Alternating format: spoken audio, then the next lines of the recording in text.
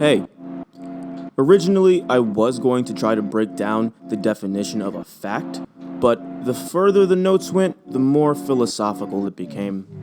Instead, today, we're going to try to figure out how to parse facts from information that is readily available to you. The first thing to consider is the source.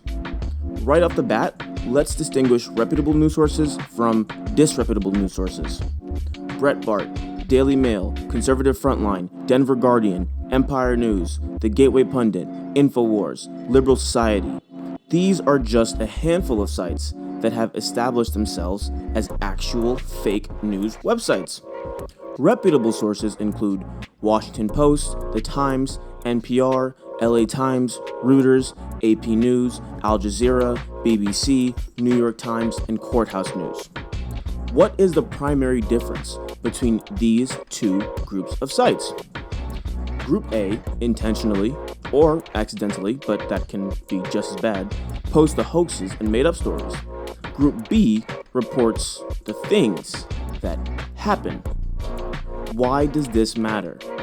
Well, let's back up for a second and take a look at a man named Justin Kohler, founder and CEO of Disinfo Media. Yes, Disinformation Media. He reported to NPR that he was making between $10,000 to $30,000 a month on his fake news empire. 12 times 10,000 is $120,000. With numbers like these, by his own admission, he would have pulled in close to $250,000 between 2014 and 2016. $250,000 on the low end, mind you, off of writing and publishing intentionally false stories and then posing as legitimate news outlets. Justin made over $200,000 off of your stupidity. Surely, now that you know, you'll recognize that you're too smart for that trick to work. So, how does one discern truth from information? Well, Google will help tremendously with this. It'll only take a few seconds to look up the online publisher and find out if they are on the up and up, or, at the very least, clue you into the site's political affiliation. Secondly, is the article an opinion piece? It'll say in either the title or the category. Op-eds aren't wrong by nature, just slightly more perilous. You'll have to fact-check any cited statistics with added scrutiny. If someone is clearly embracing a specific opinion, they're more likely to cherry-pick information that fits their bias.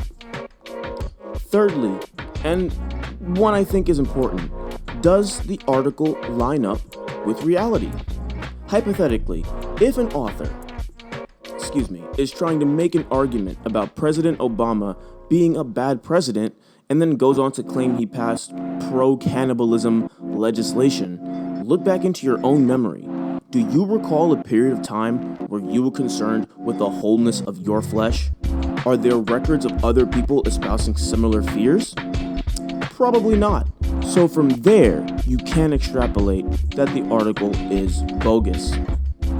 Lastly, and the most effective way to discern fact from information, in my opinion, is to stay away from Facebook, but keep yourself updated.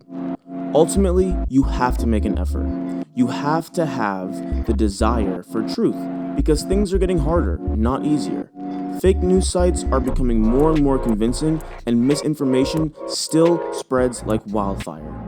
Going that extra mile to keep yourself in the know without utilizing the world's most destructive, lowest common denominator social tool will prove a healthy mental exercise.